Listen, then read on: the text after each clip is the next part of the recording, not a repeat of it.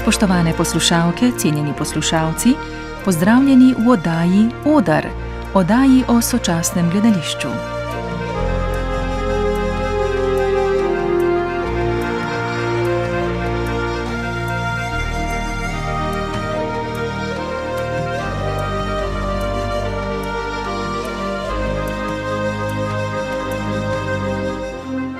Predstava Spolzka tla s podnaslovom Antimuzikal nezaželenih je najnovejše odrsko delo Matjaža Fariča, plesalca, koreografa in režiserja, ki v njej združuje mnogotere odrske jezike in izraze, med njimi sodobni ples, igro, petje, glasbo v živo, dodatno dinamiko pa v dogajanje vnese tudi uporaba vrtljivega odra v Linhartovi dvorani Cankarjevega doma, na katerega smo že domala pozabili. Kakor oblika je tudi vsebina zelo heterogena, predvsem pa je zanimivo soočenje ter srečanje sveta sodobnih plesalcev in plesalk s svetom brezdomcev.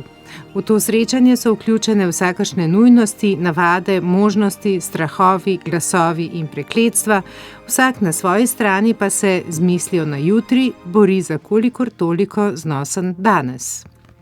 Več o predstavi bo povedal Matjaž Farič, ki sedi z mano v studiu. Spoštovani Matjaž, dober dan. Dober dan. Nekaj o nastajanju predstave Spolzka tla ste nam povedali že ob napovedi premiere. Gre torej za nadaljevanje dela z naslovom Nezaželeni, to pa je nastalo po dogodku, ko sta se soočili skupini sodobnih plesalk in plesalcev ter skupina brezdomcev na Prekmurskem trgu v Ljubljani.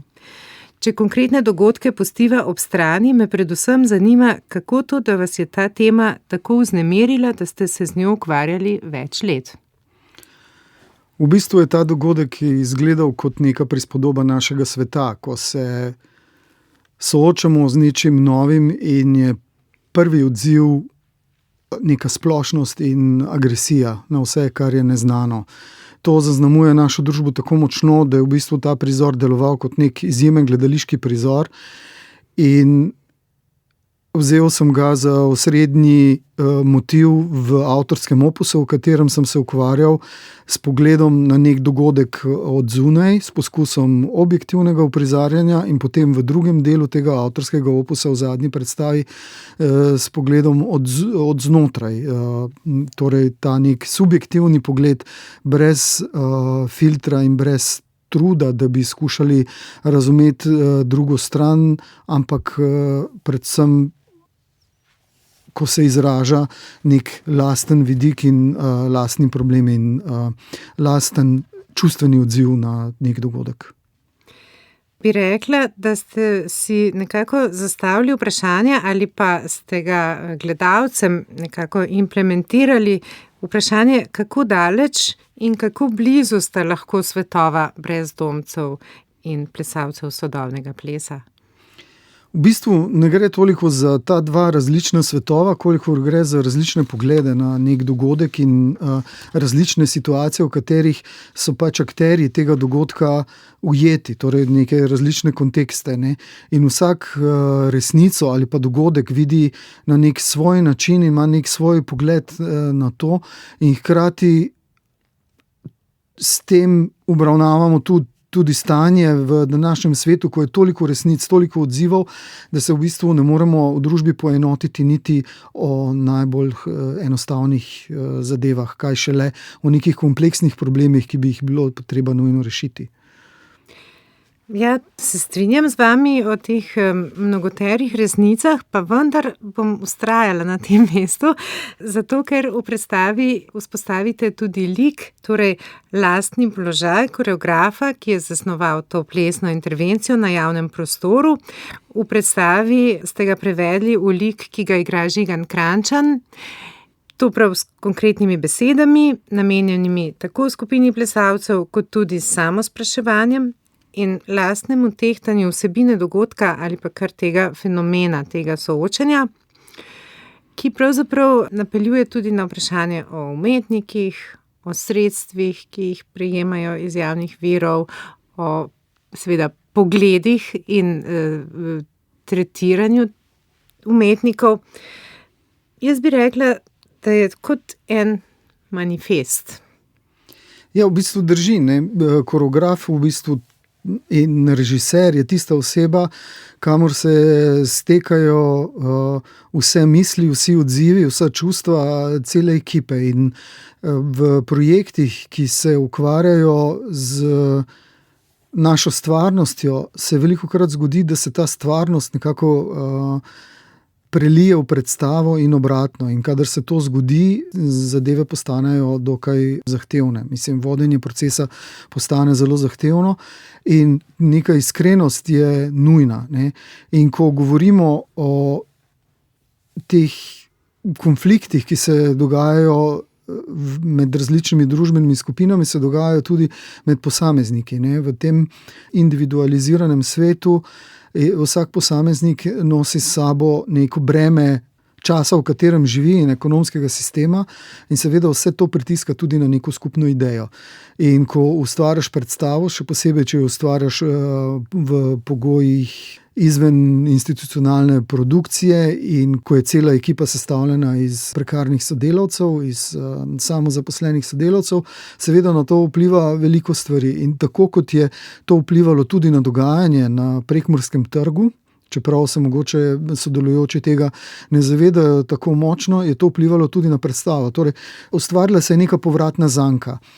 Ta stvarnost, ki je prekarno pozicijo plesalcev postavljala v nek kontekst soočenja skupine, ki je na robu družbe, je v bistvu prihajala kot nek eho v ustvarjanje tega projekta, zaradi tega, ker je ekipa sodelavcev zelo številna in hkrati tudi z različnih področij, igralci, plesalci in glasbeniki.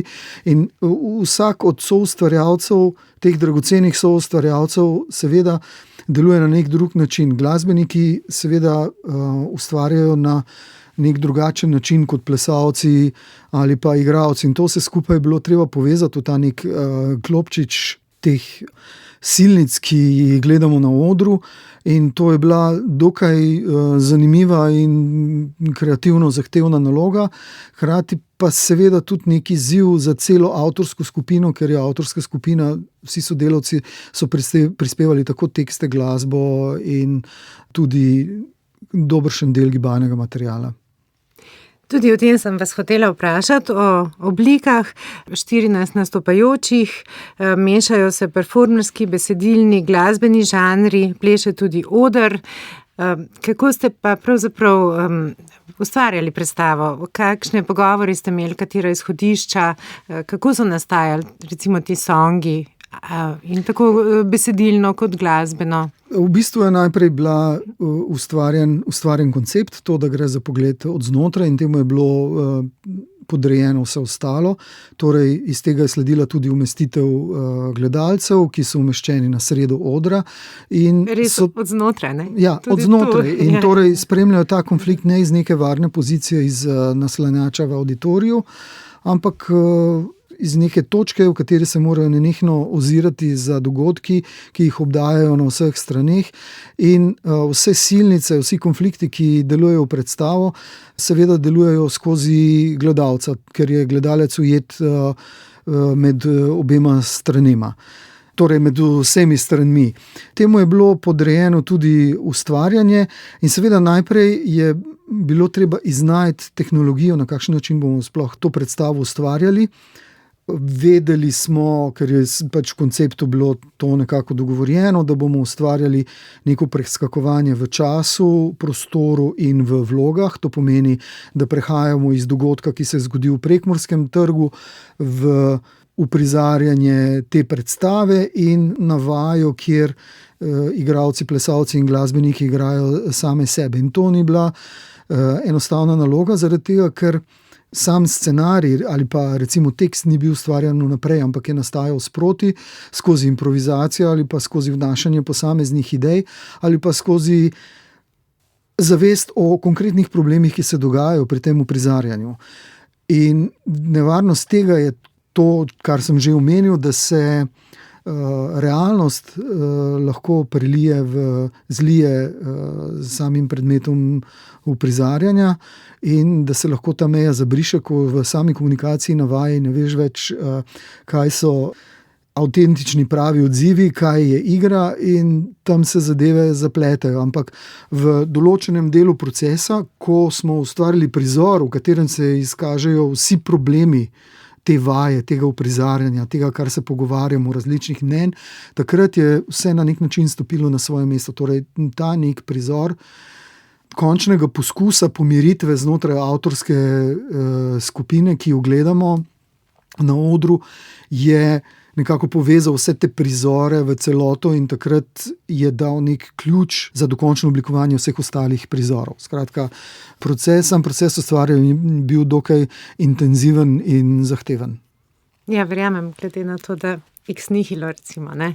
Ja, rekli ste, da je ta sklepna pomiritev pravzaprav nekako usmerila vse prizore za nazaj. Jaz pa sem dojela, da že pred vstopom v dvorano, torej v tem dogajanju, tako v avli Cankarjevega doma kot v prostoru pred dvorano, se pravzaprav izpostavijo neka ključna vprašanja.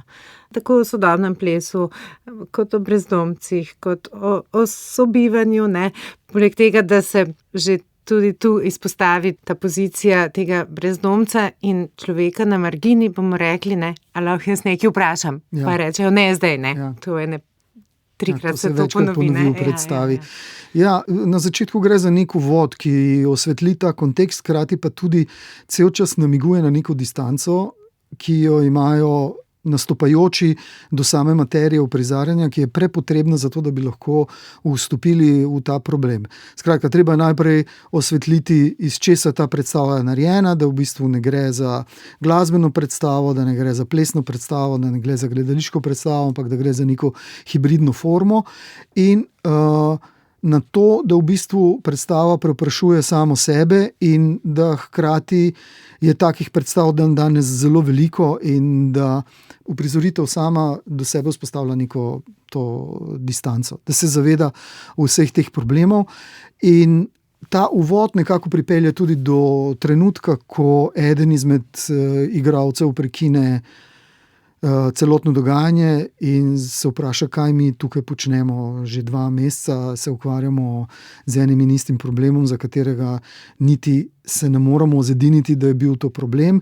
Hkrati je pa zunaj veliko več problemov, ko ljudje umirajo. In seveda tukaj si zastavimo tudi vprašanje o moči umetnosti.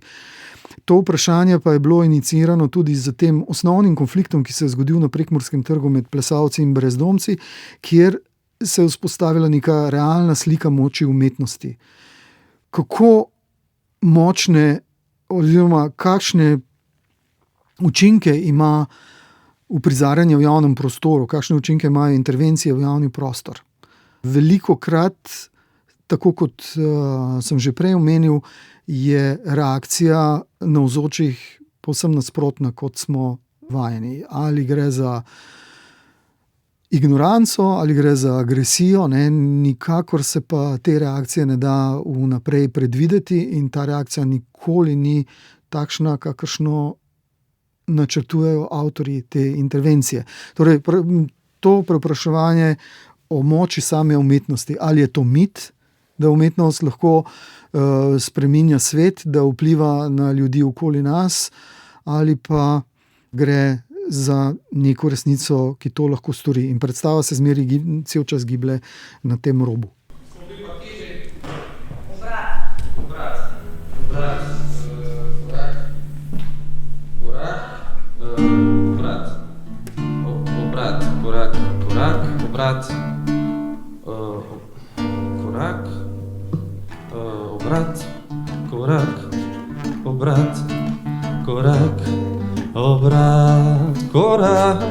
Obrat, korak.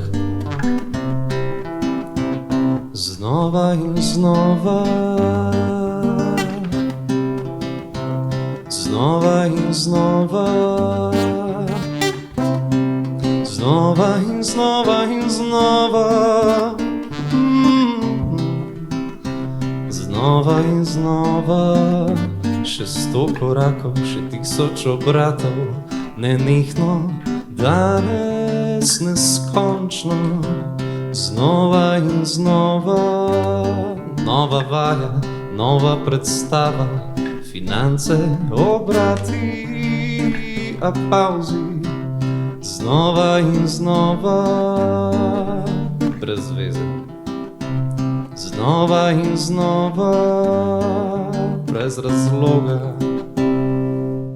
Imela sem pa tudi kakšno vprašanje o sami dramaturgiji predstave, namreč začetek, ne čisto začetek, ampak ko smo že na odru, ko se dogajanje nekako omeji na oder, gledamo te plesne kompozicije, mogoče tu pride to vprašanje tega mita, kot pravite, ne? Ta ples je zelo estetiziran, brez drugih sporočil, pravzaprav, ne? Na drugi strani pa ta surovi svet, recimo brezdomcev, ki imajo svoje konflikte, ki so res avtentični, bom tudi rekla, ne? Do tega pravzaprav, da tudi plesalci spregovorijo in potem proti koncu pa vidimo, da tudi oni intervenirajo v to vprašanje o resničnosti. Precej bolj silovito in odločno gesto, ne? In iskreno. Treba je povedati, da smo se na nek način tudi lahko dovolili precej iskrenosti, ker je pač gre za ta nek individualen notranji pogled na samo materijo, na probleme uprizarjanja in seveda tukaj bi vsako kalkuliranje, vsako taktiziranje bilo na poti. Torej, tej iskrenosti bilo potrebno dati prostor. Je pa seveda prej, ko ste omenili koreografijo, ne, in ples. Ples je v tem primeru uporabljen kot neko sredstvo za upodabljanje nekega segmenta sveta, ki ga gledamo, nek svet lepega in v bistvu ta predstava je kolektivno dejanje. Težko bi govorili, da v tej predstavi lahko gledamo kakšno glavno vlogo ali pa da prevlada neko izrazno sredstvo, ampak je vse podrejeno tej neki skupni ideji, ustvarjanju kaosa in odzivanju na ta kaos in pogledom v ogledalo, kaj nam ta kaos nam osebno govori in kako se mi kot ustvarjalci, kot ljudje, kot mogoče tudi kot zunanji pogled na vse to skupaj odzivamo. Torej, ali je kako so prisotni doživeli ta konflikt med plesalci in brezdomci, kako doživljajo ti umetniki, ki to uprizarjajo in kako vse to odmeva, vse te razlike v videnjih tega problema, kako to vse odmeva in vpliva na artikuliranje te skupne ideje. Ne? Skratka, gre za neko kolektivno dejanje in tako ples, glasba in igra se nekako utopijo v tej neki celi ideji. V bistvu ni nekega mesta, kjer bi lahko nek akter, čeprav cel čas delujejo navidezno individualno, ampak so le vpeti v neko množstvo teh odnosov, ki nenehno delujejo in seveda to za sabo potegne tudi konstanten kolektivni pristop k uprizarjanju tega zadanega materiala. Ne. Se strinjam. No, sej, ko sem govorila sprva o tej plesni kompoziciji, pa to nisem mislila pravzaprav na protagonist, antagonist, ampak to bolj za nekako vzpostavljanje nekih pozicij, ki so na začetku pravzaprav nekako kot to je točno opazovanje. Ampak potem se pravzaprav vsi stremijo k istemu smotru, bom rekla. No. Ja, v bistvu gre za dokaj abstrakten način uporabe sodobnega plesa oziroma ustvarjanja v sodobnem plesu, ki pa govori na nek dosti bolj zakodiran način kot plesno gledališče, ki vseeno uporablja neko zgodbo.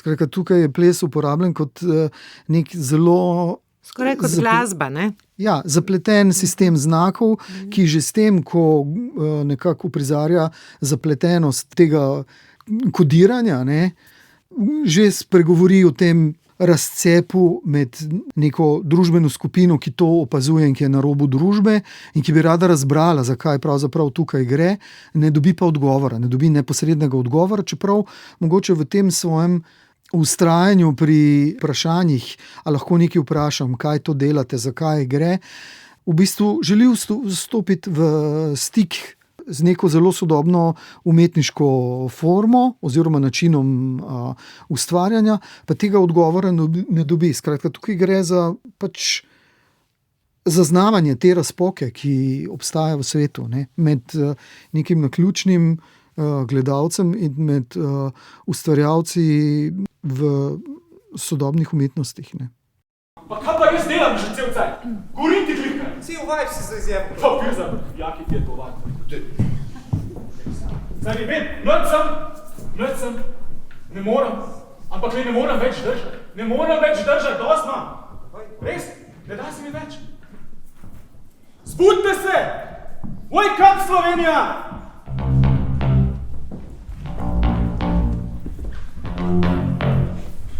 Raj pomislite, koliko milijonov mesečno za umetniške zaslužijo se izjeme. Teh Jaz ne vidim ne leve in ne desne, vidim sem, koliko denarja bi šlo za kulturnike, ki dojijo psa, pa norca se delajo iz kulture. Z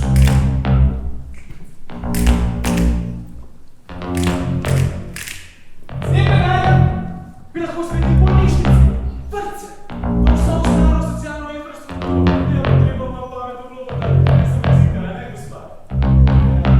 Za nedelo dodatki, za delo revščina. Res. Jaz ne vem, zakaj bi morali biti umetniki sploh upravičeni bilo kakve podpore. Pa saj nimajo niti prave službe. Ustvarjanje, izražanje, bilo kakve vrste umetnosti je bil in vedno postal kaj hobi.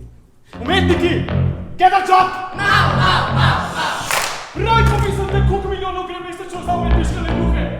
Zaslužijo se te izjeme, teh pa je zelo malo.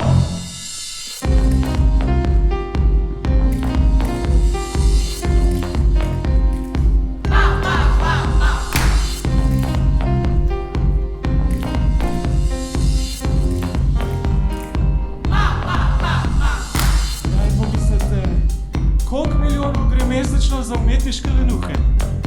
Zaslužijo si le izjeme, teh pa je zelo malo.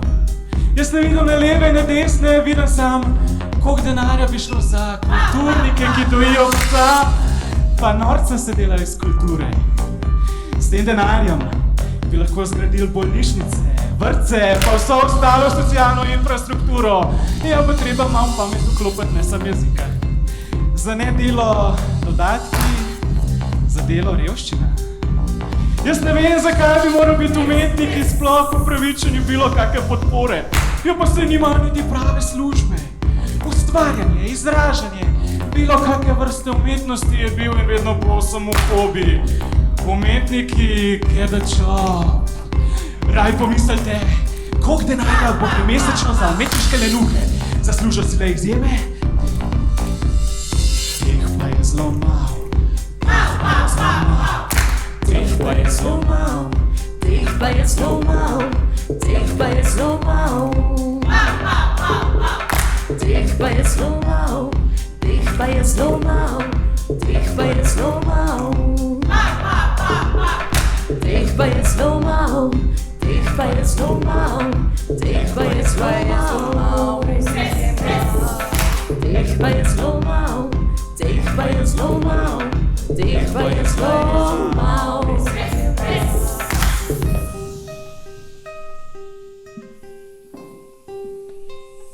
Rada imam roza barvo. Dež pada neusmiljeno in ni roza barve. Najbolj na svetu si želim postelje. Predstavljam si, da je moja postelja oblak.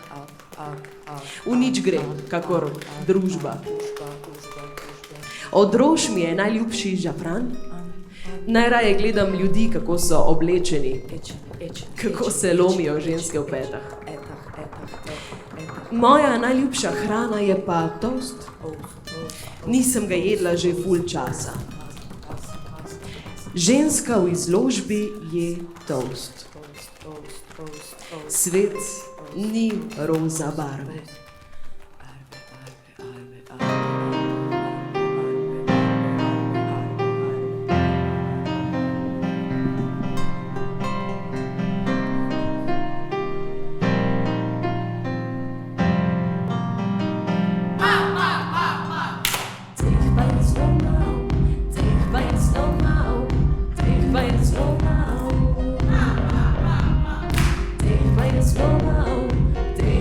Slow now.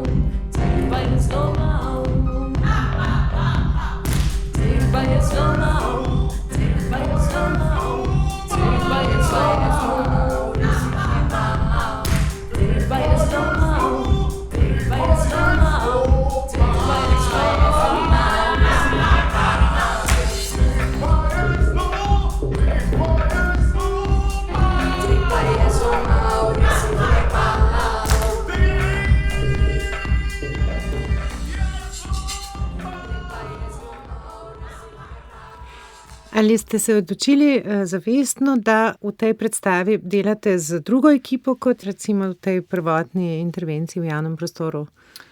V bistvu je že pri prvem delu tega avtorskega opusa v predstavi Nezaželeni bila prisotna samo ena plesalka, ki je bila tam prisotna na Prekmurskem trgu v tem dogodku, ki ga ta avtorski opus obravnava. Potem pa se v bistvu na nek način skoraj cela ekipa plesalcev zamenjala.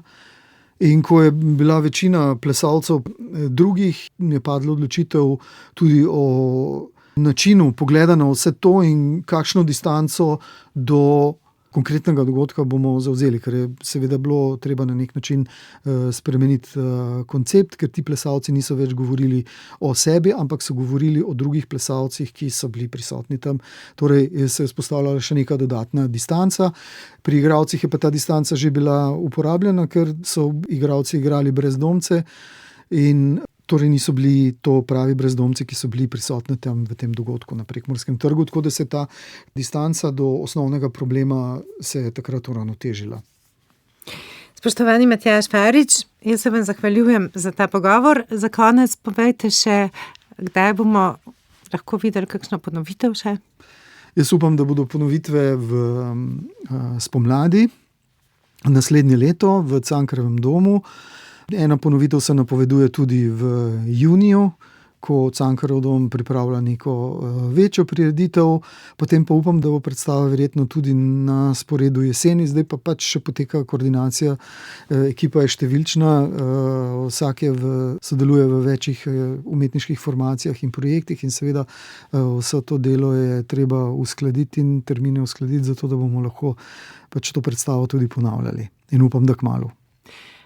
Ali vam ustvarjalno razpršenost sodelavcev, ki pač seveda ne more biti drugače, kot je v danih pogojih prekarnosti, tudi povzroča frustracijo? Lahko rečemo, da je to eden izmed problemov današnjih uprizoritvenih umetnosti tudi.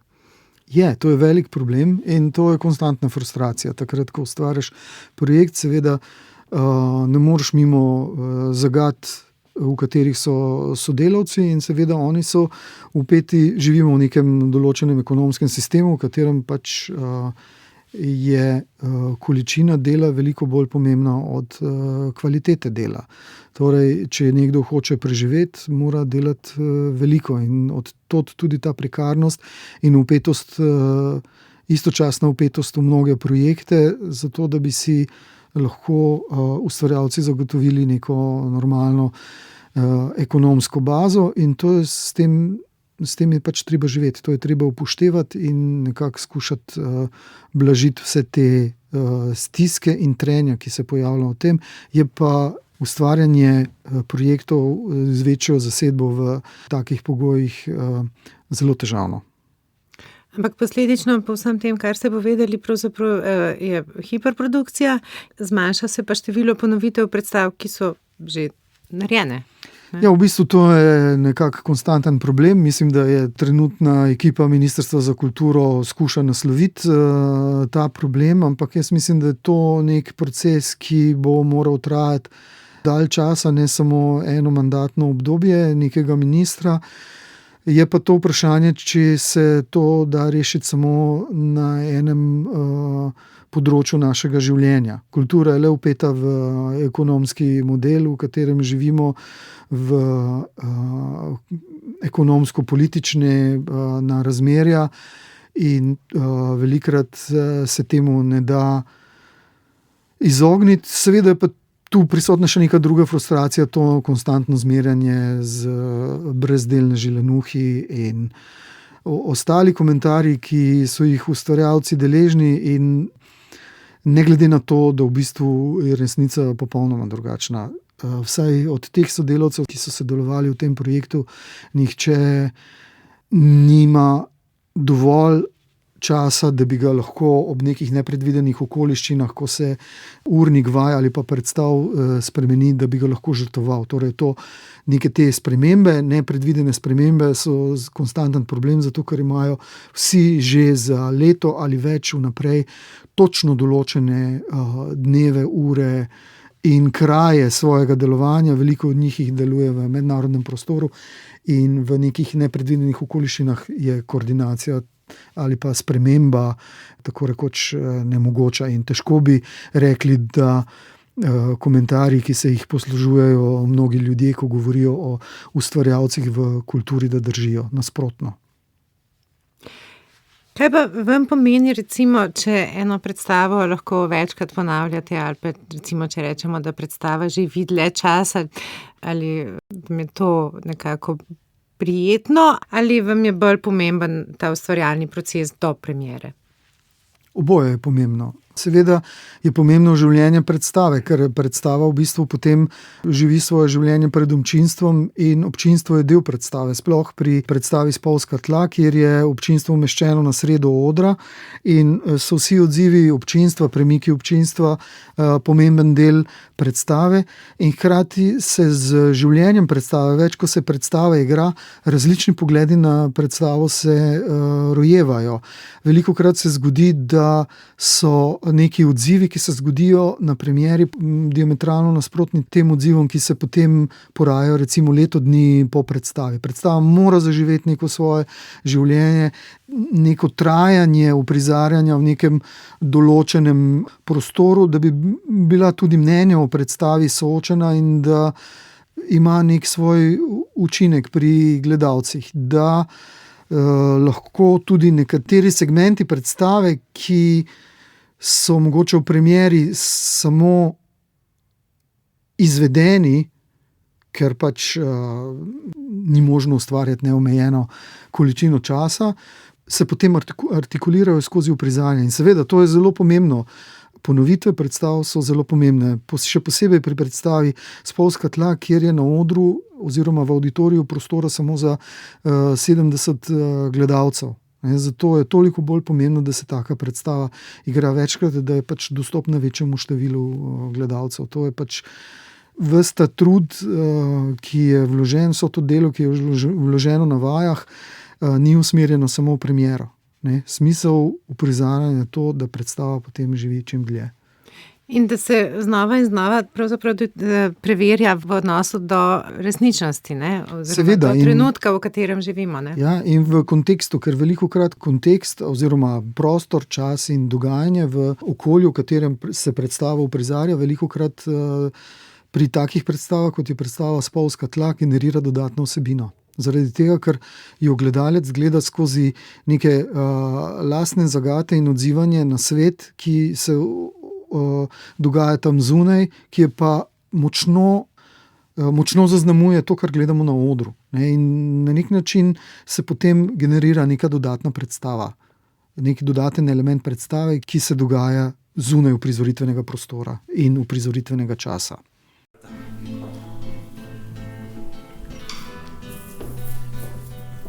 No, tako. Vse to je spet zrežiran, skoreografiran, vse izmišljen, vse skupaj nič.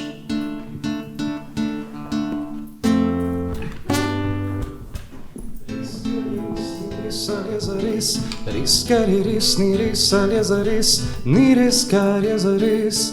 In zares ni več smešno, res, kar je res, ni res, ali je zares. Res, kar je res, ni res, ali je zares, ni res, kar je zares. In zares ni več smešno. Sfejkani obrazi, lep seks na lepi plaži, liževa resnico, en poljub za pravico. Influencerski pozdravi, ki popljuvajo krivico, kri teče iz posnetkov vojne za potico. Marmelada djem, marmelada džem, marmelada djem, djem, djem, djem, djem, djem, djem, djem. Res, kar je res, ni res, ali je zares. Res, kar je res, ni res, ali je zares. Ni res, kar je zares. In zares ni več smešno. Res, kar je res, ni res, ali je zares. Res, kar je res, ni res, ali je zares. Ni res, kar je zares. In zares ni več smešno. Ne vemo, koliko smo majhni in kako velika sramota za naravo. Vanguard, State Street, Black Rock, Cock Block. Srce se brani, ignor me rani. Res, kar je res, ni res, ali je zares. Res, kar je res, ni res, ali je zares. Ni res, kar je zares. In zares ni več smešno. Res, kar je res, ni res, ali je zares. Res, kar je res, ni res, ali je zares. Ni res, kar je zares. In zares ni več smešno. Režiramo galamo, vesele praznike vsem. Ko pobijamo otroke, plešemo na obroke. Ko pobijamo otroke, plešemo na obroke. Ko pobijamo otroke, plešemo na obroke. Ko pobijamo otroke, plešemo na obroke. Ko pobijamo otroke, plešem na obroke. Res, kar je res, ni res, ali je zares. Res, kar je res, ni res, ali je zares. Ni res, kar je zares. In zares ni več smešno. Res, kar je res, ni res, ali je zares. Res, kar je res, ni res, ali je zares. Ni res, kar je zares. In zares ni več smešno. Matjaž Farič, ves čas sva govorila pravzaprav o vsebini, nekaj malega tudi o oblikah. Ker smo slišali nekaj songov iz predstave, vas prosim samo še, da o glasbenikih par stavkov poveste.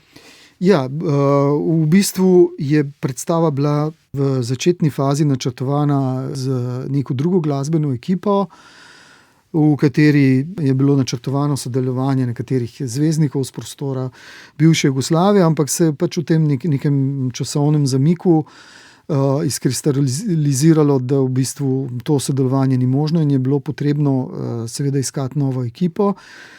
In po obisku post-punk kabareta Uroša Potočnika in njegovih kolegov sem se odločil, da k ustvarjanju povabim del njegove ekipe, hkrati pa sem k ustvarjanju povabil tudi Žigana in Kristjana Kranjčana, ki sta v Flotinih uprizoritvah sodelovala že prej. Žigan je tudi plesalec. In to sodelovanje je potem nekako steklo ob začetku delavnicah na temo glasbe, ki jih je vodil Kristjan Kranjčan, kjer je tudi igralce in plesalce vpeljal v določene matematične modele ritmov in ostalih elementov glasbe. In potem smo se na začetku dokaj kaotičen način lotili ustvarjanja besedil za songe in samih songov in na koncu se je to pač skozi proces izkristaliziralo v neko metodo in v nek obred, ki se je v bistvu pred uprizoritvami in sklepnimi vajami začenjal z nekim upevanjem in nekimi glasbenimi vajami, ki so celo skupino skozi glasbo nekako pripeljale na to neko skupno energijo, ki je potem pripravila vse posameznike za skupno uprizarjanje v tem kolektivnem duhu. Svojo estetiko je pa v glasbo vnesel tudi Brane Zorman, ne? Ja, Brane Zorman in Uroš Potočnik sta pač del tega tima iz post-punk kabareja. Z Branetom se poznava že dolgo, še iz časov punka, recimo. In seveda vsak prinaša svoje. Brane Zorman seveda v glasbo vnašal neke glasbene matrice, nek svoj pogled, Uroš seveda skozi svojo vlogo brezdomca in hkrati tudi glasbenika, ta nek most med igro, brezdomci, čustvi in glasbo. In seveda Žigan, ki je spajal ples in glasbo in v katerega se stekajo vse te stvari, ker pač treba vedeti, da je v bistvu ključna vloga v tej predstavi, če je neka točka, kamor se steka vse skupaj, je vloga koreografa in režiserja, ki je v bistvu strelovod za v bistvu povzročitelj vseh problemov in hkrati tudi strelovod za vsa trenja, ki se dogajajo znotraj ekipe. Znova in znova. Znova in znova, za koga, zakaj in brez veze, tako kot se velikokrat zdi v trenutkih, ko nastopi kriza. Najlepša hvala. Hvala tudi vam.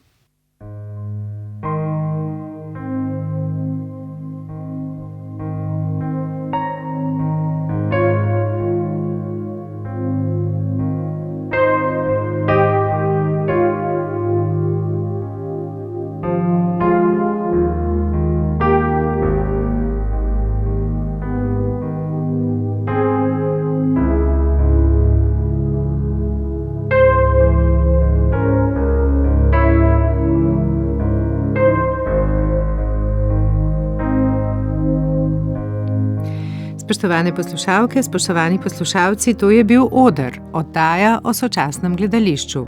V njej sem se z Matjažem Faričem pogovarjala o predstavi Spolzka tla, antimuzikal nezaželenih. Oddajo je posnel in zvočno oblikoval Jernej Boc, pripravila sem jo Petra Tanko.